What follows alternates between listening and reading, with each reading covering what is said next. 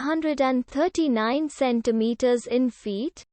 First of all, we need to know the value of 1 centimeter in feet.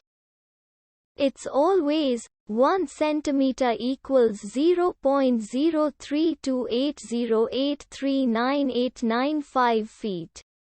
Now we have to multiply 0.03280839895 by 339. Therefore, 339 centimeters times 0.03280839895 feet equals 11.12204724405 feet.